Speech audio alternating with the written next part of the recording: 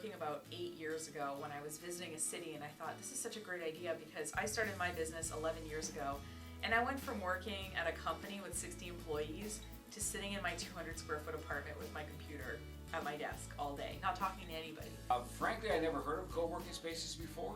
It's one of those things that when you hear about it, it makes a lot of sense. Here in small towns like Potsdam and the surrounding communities, people tend to be kind of multi-dimensional. Everybody does 2 or 3 different things. In a rural space, it can sometimes, there can be these hurdles to starting a thing. There are times you need these spaces, but it's very expensive to have them full time.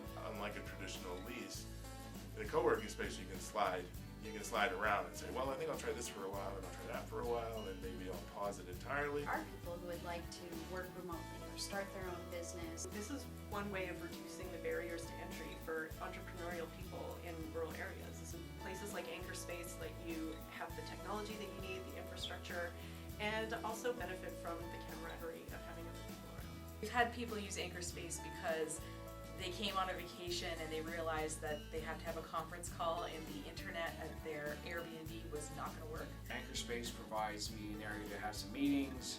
They also have a lot of resources like some technical equipment that I don't need very often that I've been able to use of theirs. It's giving me flexibility and structure at the same time.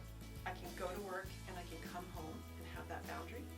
I guess I want a space like Anchorspace to encourage people to take control of their own destiny. Even if it's not a full-time business, if you can control part of your income, if you have determination over part of your income, that's really empowering. You know, in terms of your timing in Potsdam, you get it just right.